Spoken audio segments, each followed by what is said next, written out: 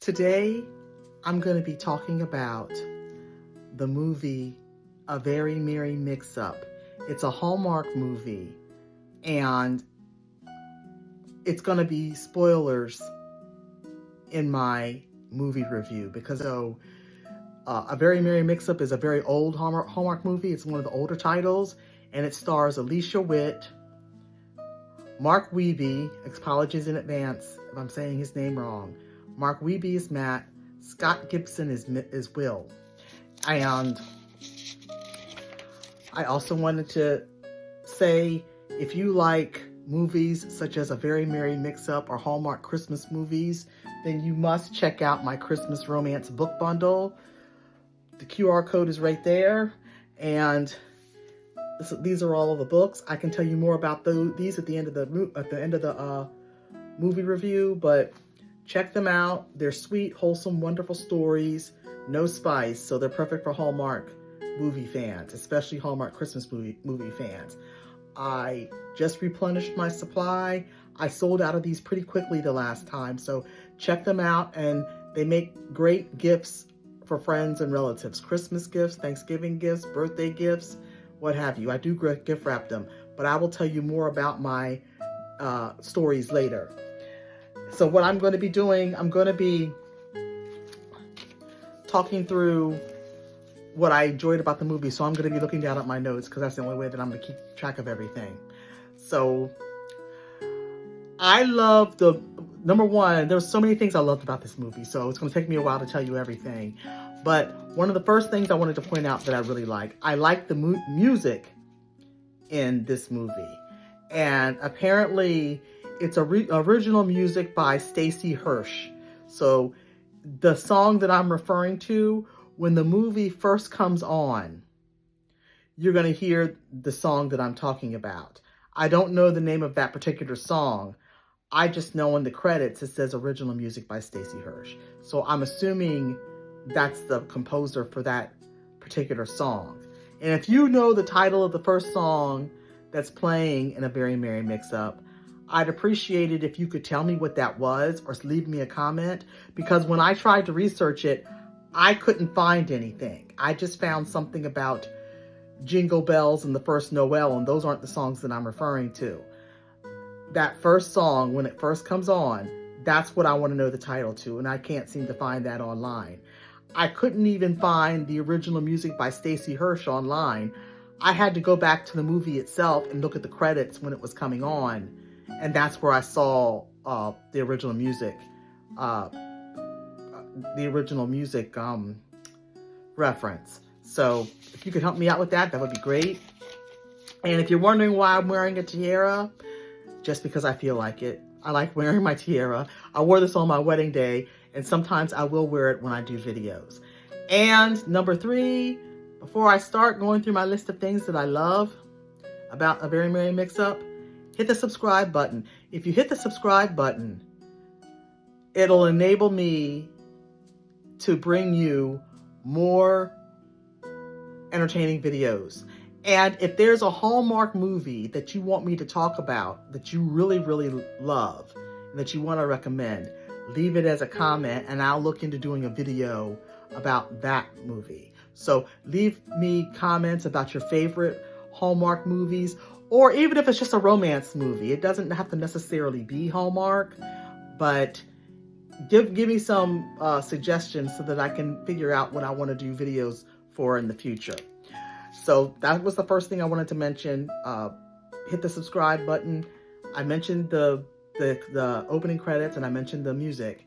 And I thought it was kind of intriguing at the beginning when her fiance Will comes to the store and she tells him about the legend of the Bern Castle Christmas clock. And there's this beautiful clock sitting there. And it's just kind of interesting how there's a huge disparity between Will and Alice, because he wants her to sell the Bern Castle Christmas clock. But she says, no, I can't. It's too special. I have to keep it. He reprimands her for holding on to things, because you need to get these antiques and sell them because it's a business. But she's sentimental about a lot of things. And Will is totally the opposite. And I just found that interesting. It's like an opposites attract. But as you know, if you've seen the movie, they really weren't attracted to each other. Uh, I thought it was kind of strange when, at the beginning, that was kind of like an indicator that something was a little bit off when he asked her what the square footage is for her store. That was weird. That was like something from out in left field. She goes ahead and tells him what the square footage is, but that's just a little bit of a weird question to be asking out of the blue like that. And you get more insight about that later as you watch the movie. Now, the proposal, when Will proposes to Alice, that was the worst proposal. It was like he wanted all this attention placed directly on him instead of on the event. He wanted everybody to look and see him,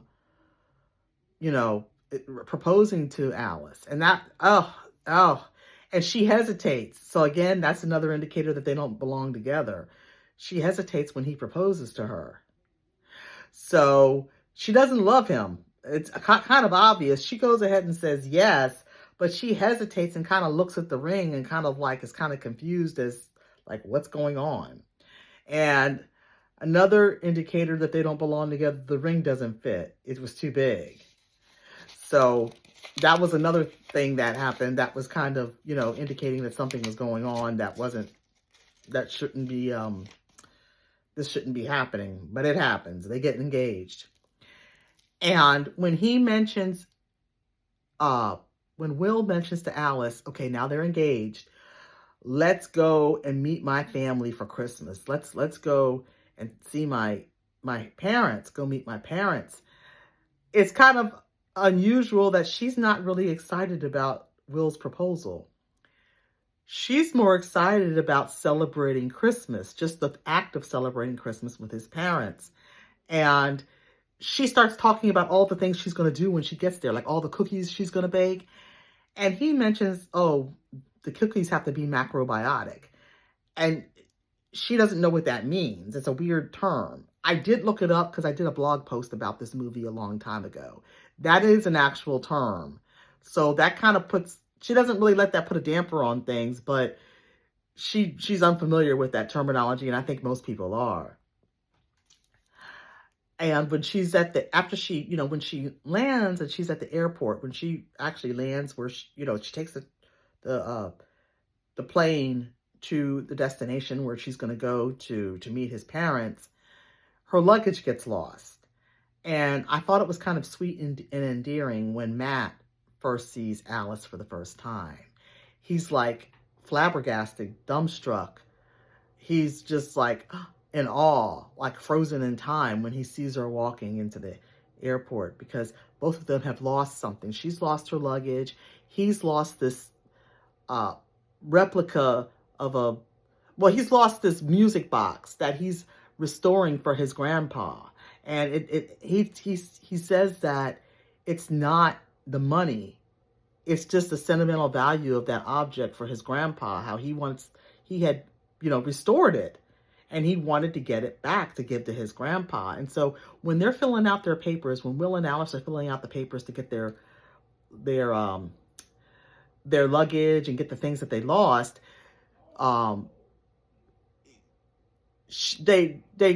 he hesitates about like getting to know her a little bit. So he gets up and then it's almost like he's having a battle within himself as if he should like continue talking to this beautiful woman, talking to Alice. So when he turns around, he runs into her because he knows she's right behind him, spills coffee onto her phone. And that's the first mishap that makes it a mess up, because now she doesn't have her phone. So she doesn't have the address to where she's going to go. So, because she's supposed to go to see Will's parents. So anyway, when that coffee spills on her phone, he offers to buy her like another blouse, and he's upset about it, and so he lets her use his phone to call her fiance, because she can't let her fiance know that she doesn't know where to go. She hasn't let her fiance know she doesn't know where to go to meet his parents because she lost the address because her phone was ruined when Matt spilled coffee on it. So she uses Matt's phone, and then she says, oh, she mentions about being the future Mrs. Mitchum when she was on the phone. And Matt's like, Mitchum? She goes, yeah, that's I'm engaged. And he goes, well, I'm a Mitchum. Who are you engaged to? And she's like, I'm engaged to Will Mitchum. He goes, you're engaged to Billy Mitchum? He's like, that's my brother. She goes, he's never been called Billy. She was saying, I always called him Will. And he never mentioned he had a brother. And that's the first indicator. That's kind of strange. You're engaged to somebody and they never told you they had a brother. I mean, I've never heard of that. I thought that was a little bit far-fetched, but I still thought it was a cute moment when he says, well, I know where to go, because you can come with me because that's my brother. Just come with me to the house. And, and Billy will catch up with us later. When he lands or whatever, lands in the airport or whatever later on.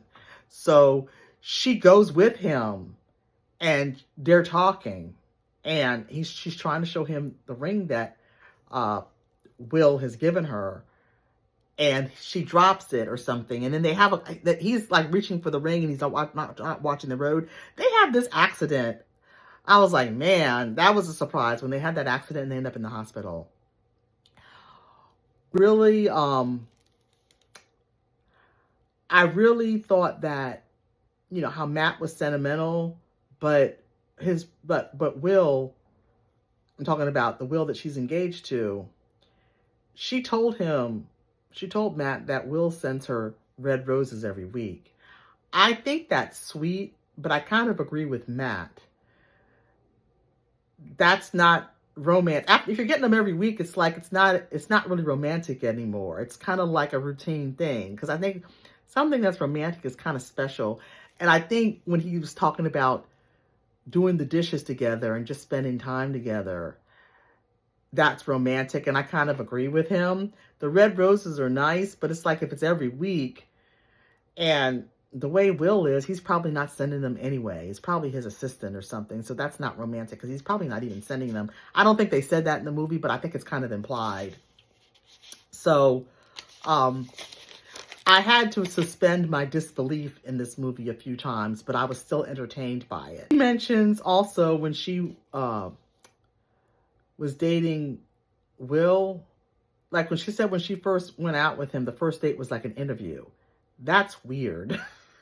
Because I know when you meet somebody, you want to talk to them and get to know them, but for it to feel like an interview, it's like you're applying for a job, and romance shouldn't be a job. I mean, I know there's work that goes into it, but it's different applying or even talking to someone that you want to spend your life with versus like someone who's going to work for you. So it's like her role in his life served a purpose, but the purpose was not romance. That's why Will was very off-putting. I understood he was zealous towards, he really wanted money. I get that because I'm the same way. But otherwise, I thought it was just a little bit strange when she said the first date was like an interview. And when they, after they crash and they wake up in the ER, I thought it was kind of endearing when he told about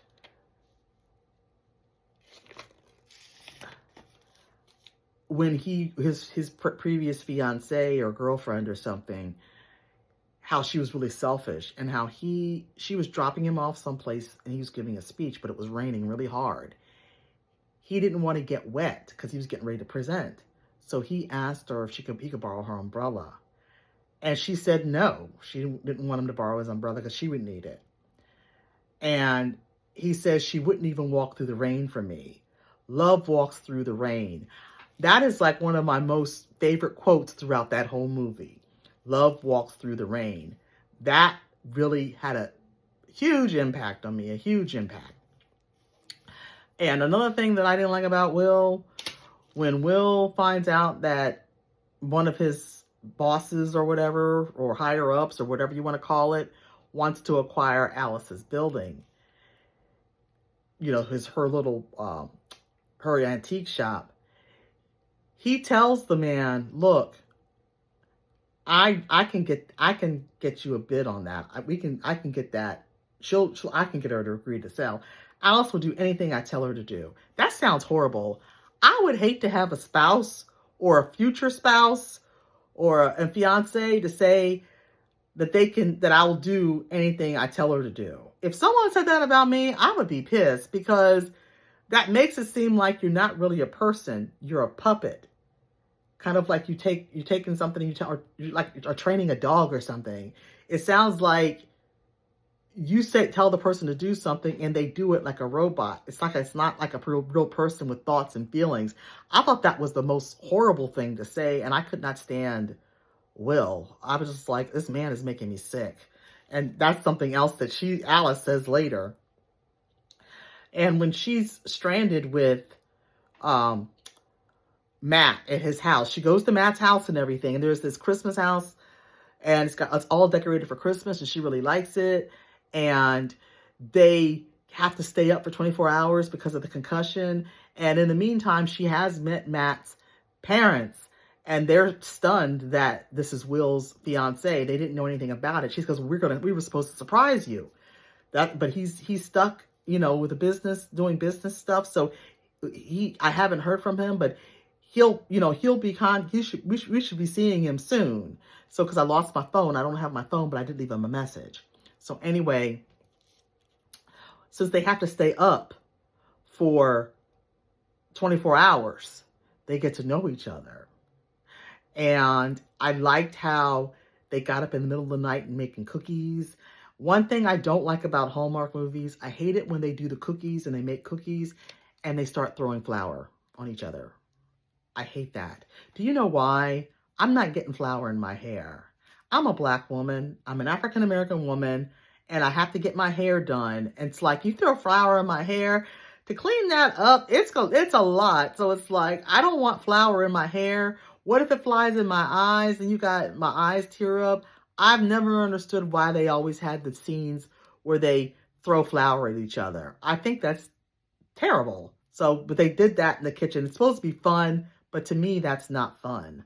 So they make cookies and they get to know each other, and the mom comes in a few times, Matt's mom, to make sure that they stay awake. And it's kind of interesting how she's at this house and she's connecting with everybody.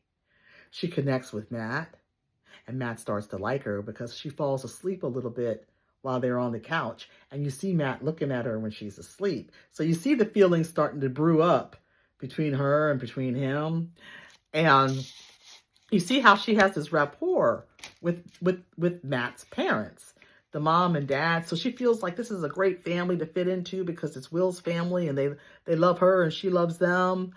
And she asks him, well, what did you lose? Because I lost my luggage. What did you lose? What did the airlines lose of yours? Because you were trying to get something back. And then he tells her about the music box that he's restoring for his grandfather. And he doesn't care about the money. It's a sentimental value. Something about the clock stops at 8:42 or something.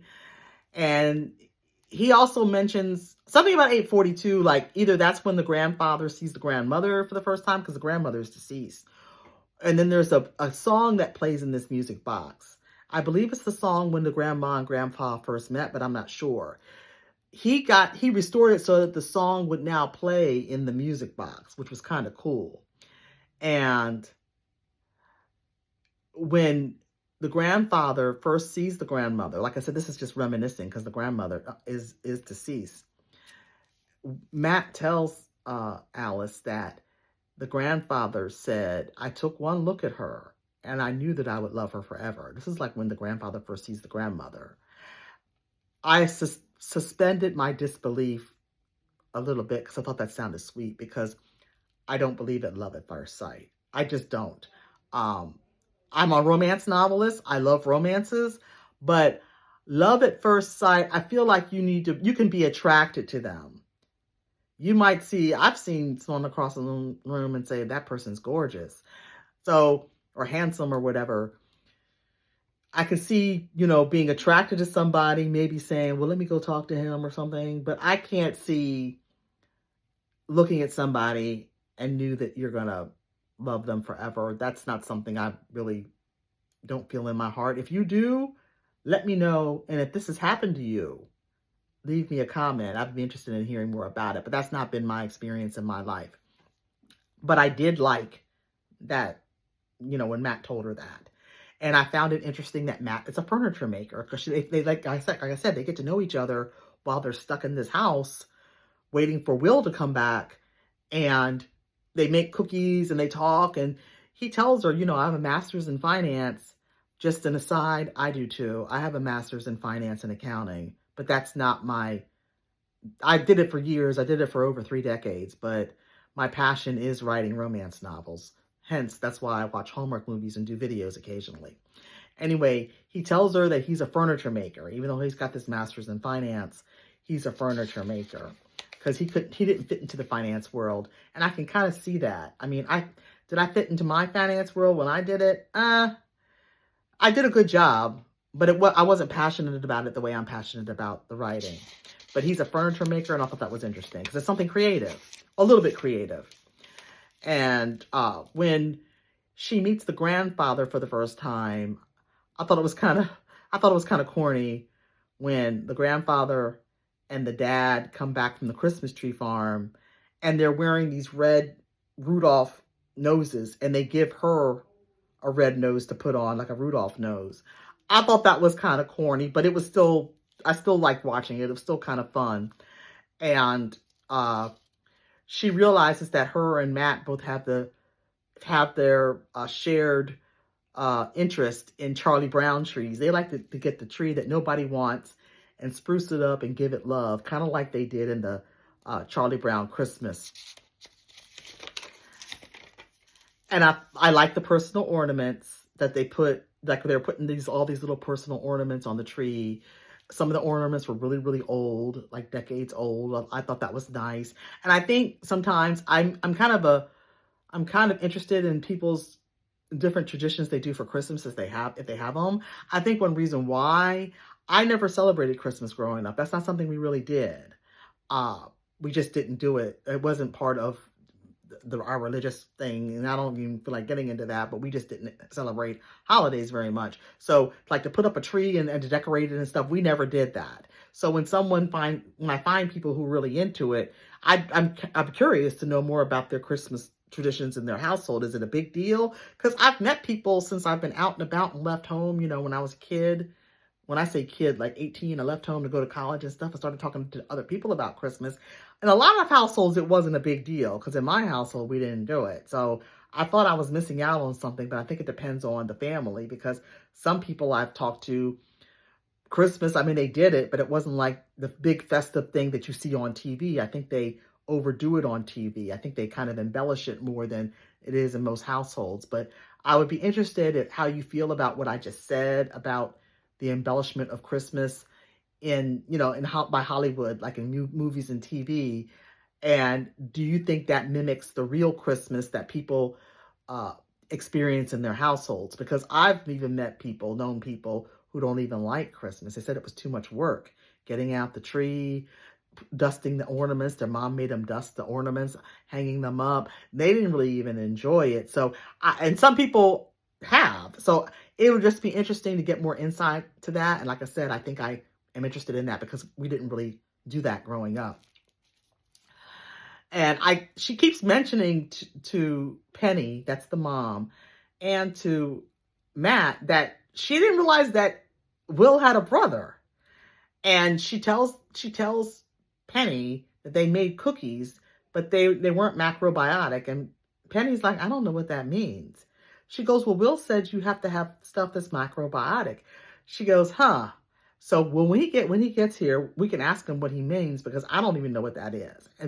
And Alice said, I didn't either. So that was kind of weird how they keep mentioning the macrobiotic thing.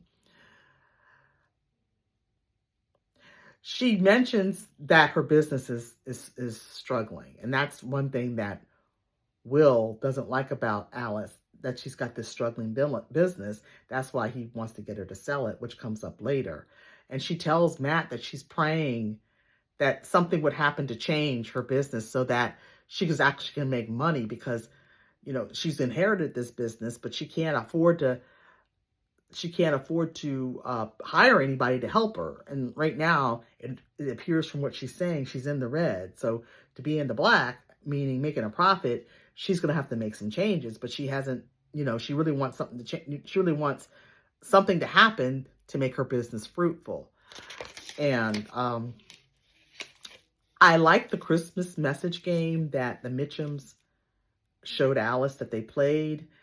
And I liked how when she reads the note that Matt, gave to her in this Christmas game, for the Christmas game, they write notes.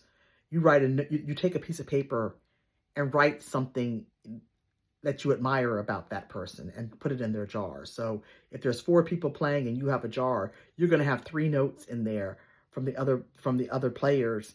And when you read the note, you have to guess who wrote it. So they play this game, and when she opens his note, Matt's note, it says is kind of amazing. And she's a little bit taken aback, but I think she has mixed feelings because she is engaged to Will, and Matt is his brother, supposedly. But she doesn't really get time. She doesn't really have time to really react. Will comes home. This was my favorite part of the movie. And when Will comes home, this is about in the middle. I think one reason why I like this movie so much, if you didn't know the whole storyline, you're tricked into thinking that this is really Will's family. You really do believe, because the way she just fits in and everything is kind of cool. So it's like, okay, she's getting along with the family. Will is an asshole, but his family's cool. So when you see this, it's like almost too good to be true. And then they hear a door open, and she goes, oh, here comes Will. And she goes and she jumps onto his back. Like playfully gets on Will's back before seeing his face. And then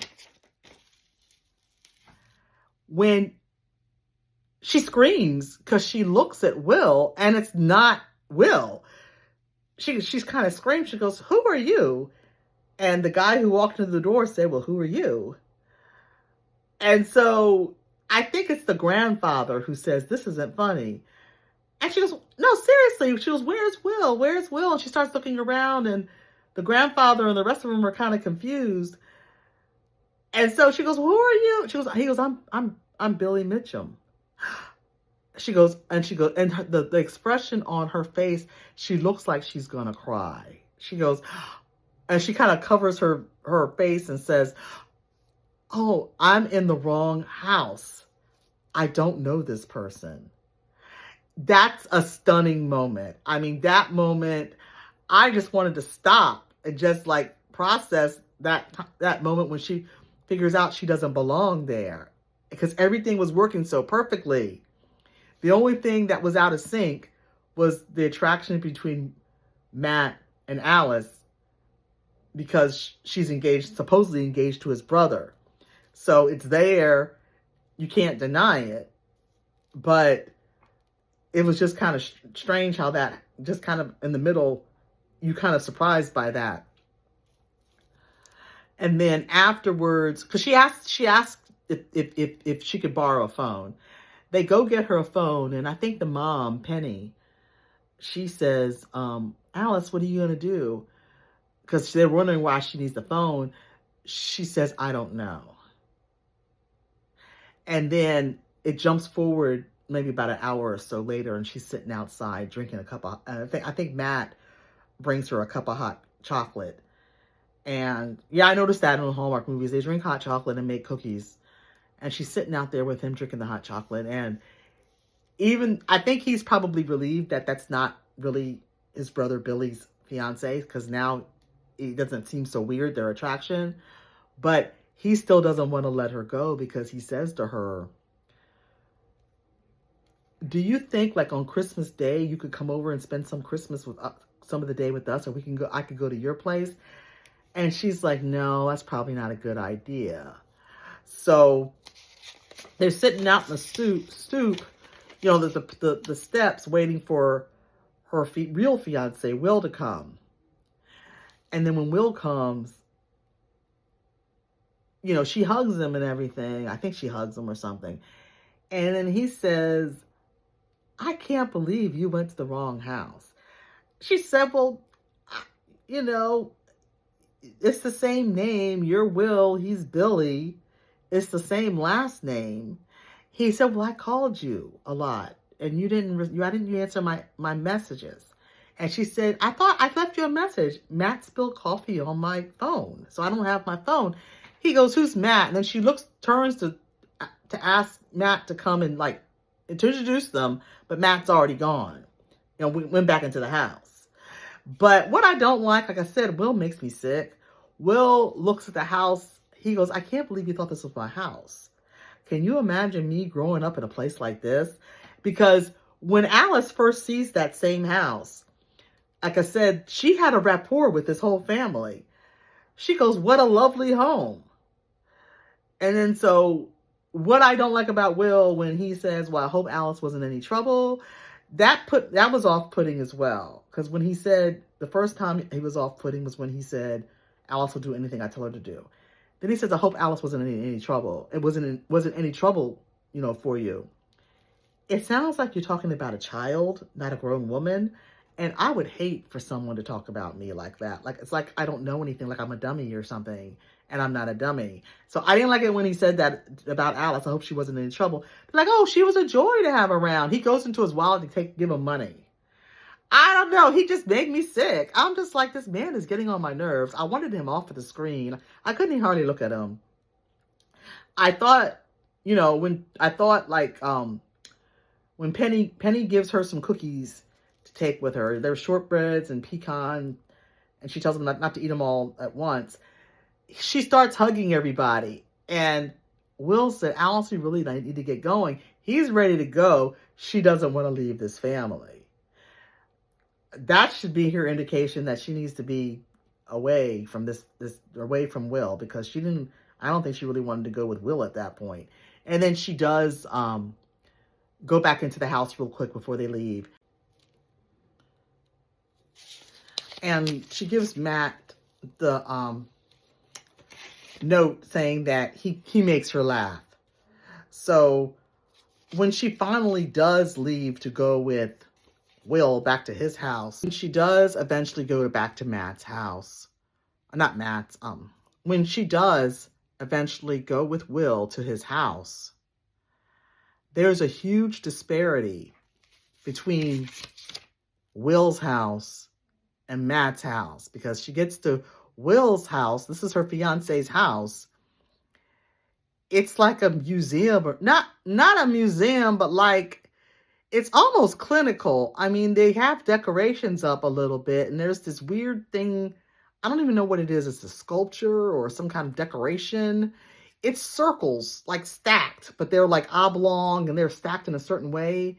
She kind of looks at this statue thing and tries to touch it, and Will's mom's like, don't touch that. So that was weird. And so, I noticed that Will doesn't touch his mother. When they see each other, they give each other air kisses, no hugs. And then Alice goes to hug Will's mom, and Will's mom's like, no. And, when Will says mom is cleaning her shockers, I'm like, what? I was like, what's a shocker? And so that was weird. So the mom tells Will tells Alice that his mom is studying under a guru, and the mom tells some kind of cockamamie thing about shockers, needed to be cleansed as something internal or something. And so Alice was like, oh, that's something handy. I'll remember that, because she says, if you have to open up your mind, you can find a guru to study under as well. That's what she tells Alice. And Alice is like, well, thanks for telling me that, And when they go to make them a drink, she says, let's go have a drink. That's what Will's mother says. So Alice says, that sounds good, a drink. So when they go to make the drink, the mother gives them some kind of a wheat, I don't know. I don't even remember what's in it. It was a green concoction. And Alice said it was macro delicious. And the mother is pleased that Alice likes this drink, but I think Alice is just faking it. I don't think really Alice really liked it. So I thought it was interesting that the mom was weird, but Will's dad seems to have a loose connection with Alice, because when they come in, he actually, I think he kisses her on the cheek or something. Looks like Will's dad might be a little fresh, because because later on when we get to the part when they play that game, that note game, you kind of see disparity between Will's parents. So when Will's dad comes home and he introduces them, Will's dad is the opposite of the mom. He's more, open to like hugging or kissing or whatever. But again, I think he's just kind of fresh. I think he flirts with women a lot. And I think the mom probably knows that he does. So what I did like about the mom, and that's something nice that they kind of put in there, when she asked Alice, how does one go to the wrong house? And Alice explains what happened. And she says there are no accidents. Everything happens for a reason.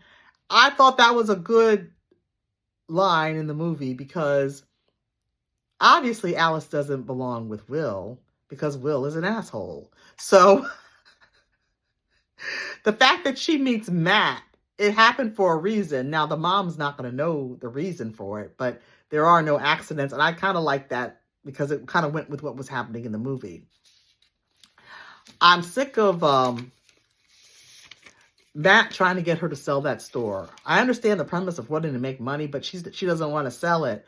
And when they sit down, when Will and his parents and Alice sit down to play that game where they, you have to write down something nice about each person and drop it into their glass. When Alice opens her notes, it says that she's a multimillionaire and she doesn't understand. And her fiance, Will, says, surprise, I got a deal. You can sell your store for $2 million.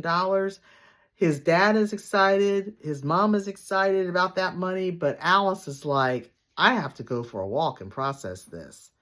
And she even walked in the park earlier. There's a park near Will's house. And Will's mom's like, what's up with her going for walks? He goes, well, she's a city girl, Mom. So she goes out to walk in the park. She always goes out for a walk when she's upset about something. And she runs into Matt. Matt comes. Matt gives her a gift. Because I thought it was kind of weird when Matt doesn't know Will and his family. It's weird to be shining a light. Like, what if he into the room like that? Like, what if it was the wrong room and they like have him arrested or something? Granted, he did make a joke about that later, because she says to him, how did you know where to find me? He goes, I followed you. And she kind of like looks at him. He goes, no, there's only 2 other Mitchums in the area, and the other 2 are out of town for Christmas. That's what the cops said when they saw me trying to look through the windows or something. And Alice starts laughing, and they go for a walk in the park. And she likes spending time with him. And he tells her, you're making a big mistake. But she feels that this is what she has to do, even though I can't stand Will. And she doesn't really think that much of him either. She doesn't want to admit it to herself. She didn't even want to accept his proposal because she hesitated.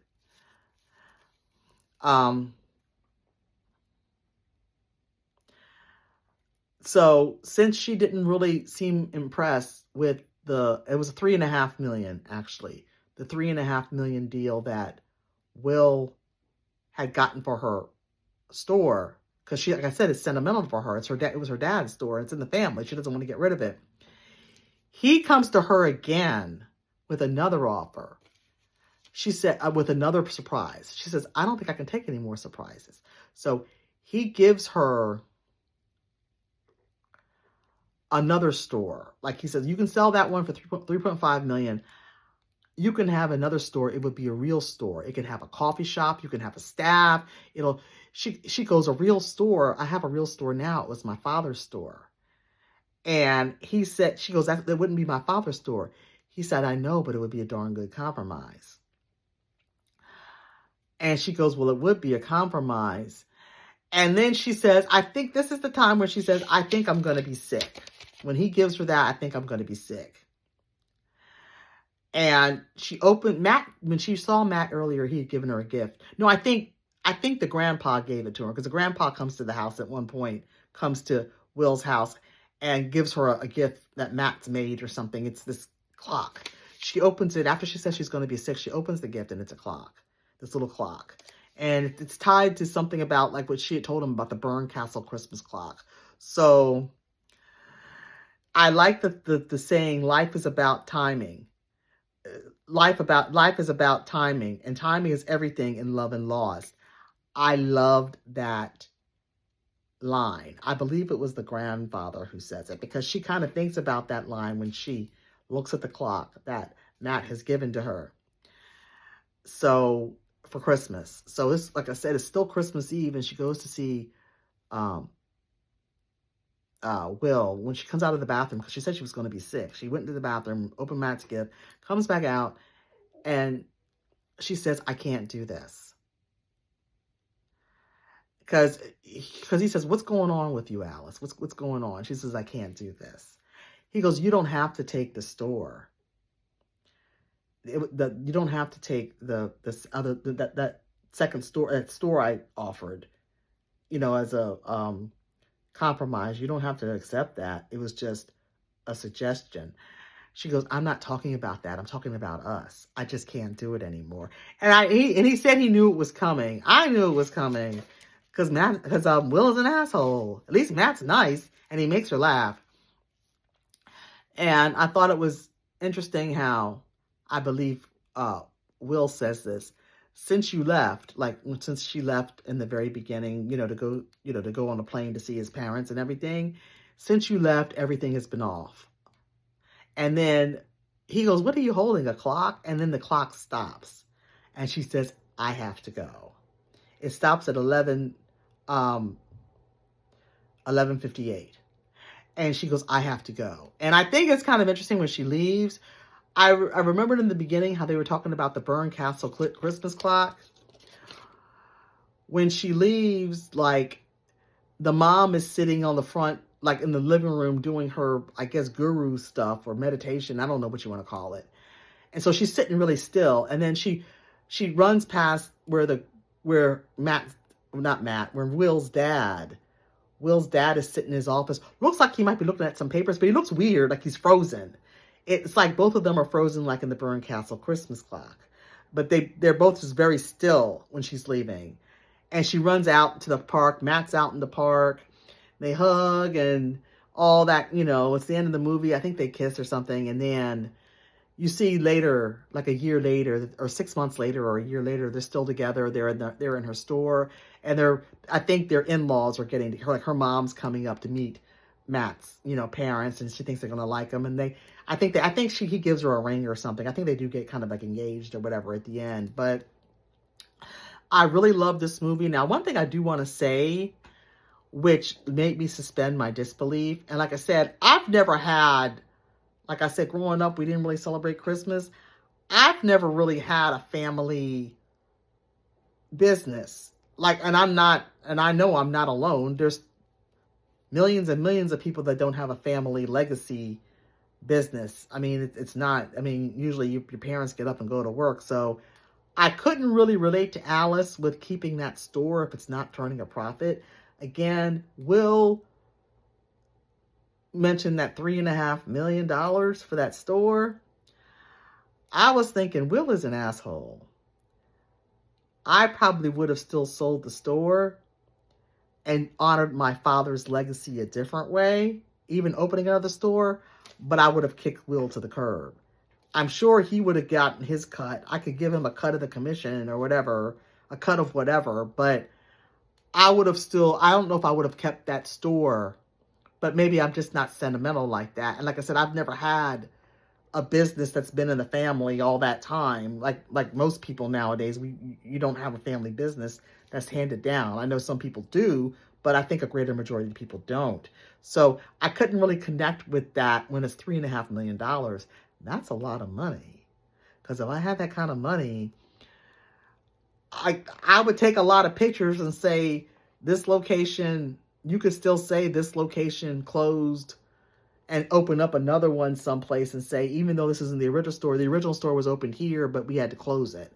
Because there have been businesses I've seen where they move. I mean, I've seen that, because there's a pizza place that's been here a long time in this area, and they closed that place down. That place was there for I don't know how many decades. That the pizza business in the area where I live, they opened up someplace else. It's in the same town, granted. It's in the same town, but it's, or nearby town, but it's a different location. So people have different locations all the time. That $3.5 million, I don't know if I would have given that up. But otherwise, I love this movie. So again, if you liked A Very Merry Mix-Up, tell me what you really liked about it, or what you disliked about it. And if there's any other movies that you want me to talk about, then leave a comment and hit the subscribe button so that it will enable me to give you more movie reviews like this. I do Hallmark movies, but I do other movies as well.